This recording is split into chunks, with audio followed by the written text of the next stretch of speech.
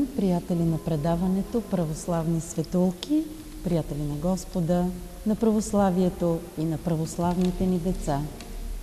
Да ви представя днешните гост-водещи. Това са Жанета Андонова от 3 Б клас при основно училище Елин Пелин и Поля Иванова от същия клас, 3 Б клас от същото училище. Как сте, деца?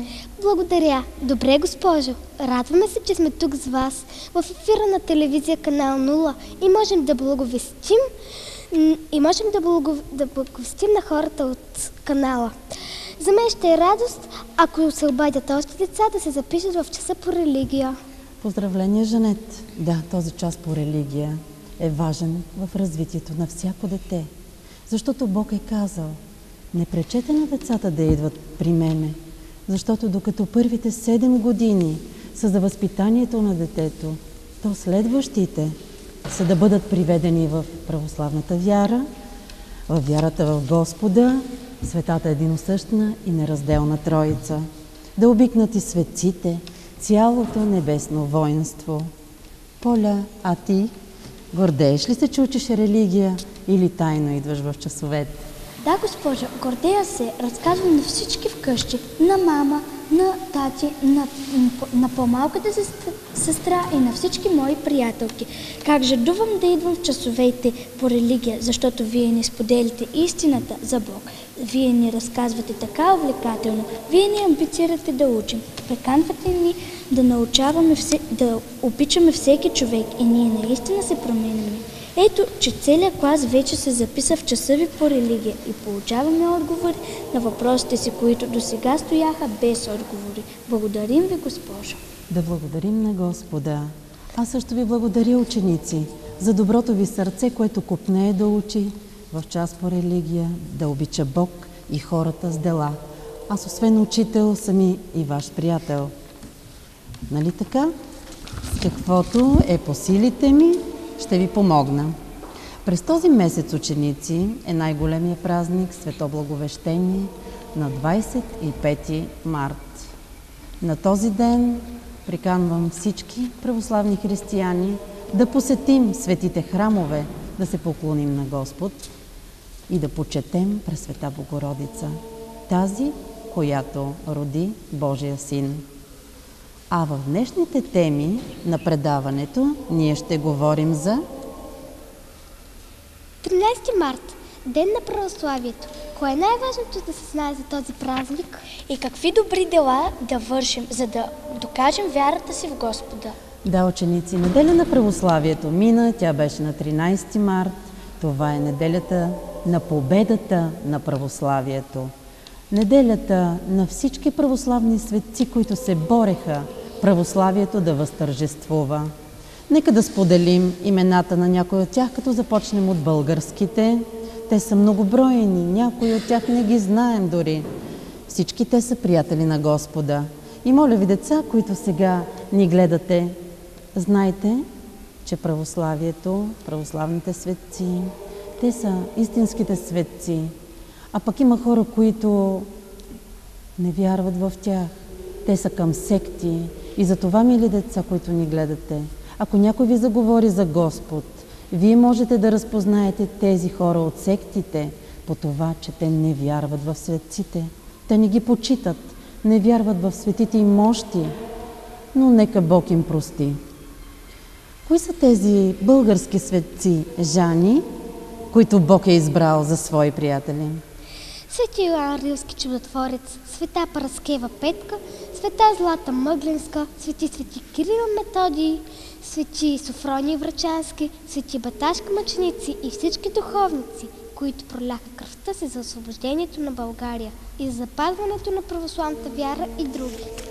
Царство им небесно на канонизираните 104 мъченици за вярата от Батак.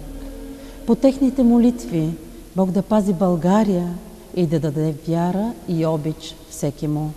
Поля, а ти кои светци ще споменеш, за кои приятели на Господ ти си чула? Свети Георги, свети Йоан Златоуст, свети Мина, света Мария Магдалена, свети цар Борис, свети Атанаси, свети Василий и други. Да, ученици, многобройни са светиите в Господа. ангелите, архангелите. Но нека сега да разгледаме на нас, обикновените хора, добрите дела, делата, на които Бог ще се радва. Това са да присъстваме в храма на Света Литургия, да се причастяваме, да помагаме на ближния, на мама, на тати в къщи, на съучениците си, на учителите в училище, на всеки, който има нужда от нашата помощ. Който има нужда от помощ за всяко добро дело. С учениците от 4 и 5 клас при основно училище Константин Петканов бяхме в дома за деца Коджа Кафалията в град Бургас и занесохме дрежки, играчки на децата за празника Свети Николай Чудотворец на 6 декември 2010 година. Занесохме дрехи, които вие също, ученици, дадохте. Жанет Поля също, Ева, Симона Богданова от СОЛ, Константин Петканов също, Добрияна, 4-класничка от основно училище Елин Пелин, тя също даде дрехи за децата и много други ученици.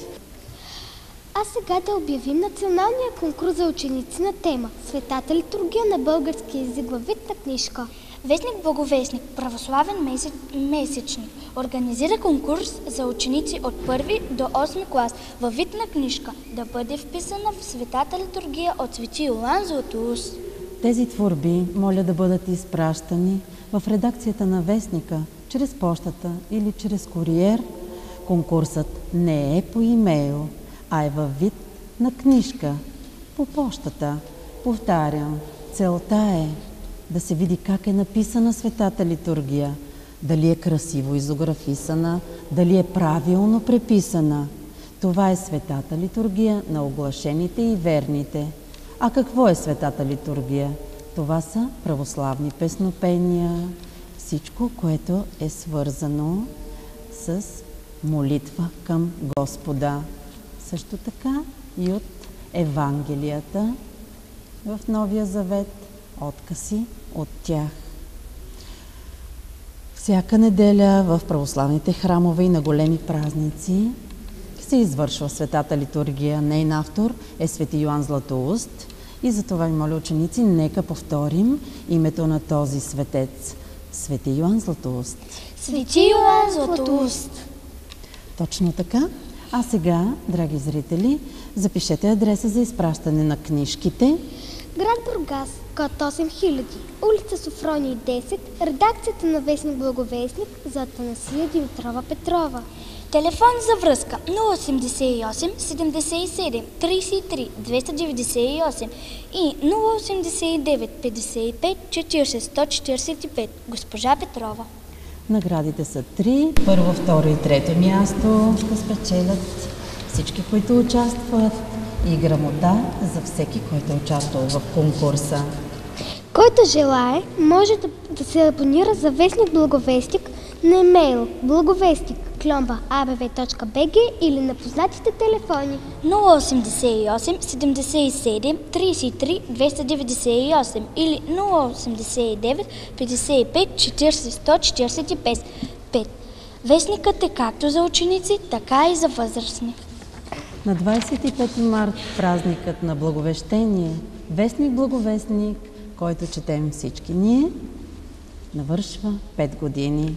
Той се чете в Канада, в Гърция, в Беларус, навсякъде, във всички краища по света, защото имаме сайт. А той е благовестник-bg.com. Нека Бог ви помага за напред, госпожо, в издаването на Вестника. Да продължавате да бъдете все така отговорни към делото, което сте започнали, благовестието, и благодарим за обичта ви. С такива добри деца като вас, толкова е хубаво да се работи, ученици. В момента нека се опитаме да направим едно кратко състезание. Това е изненада за вас, вие не знаете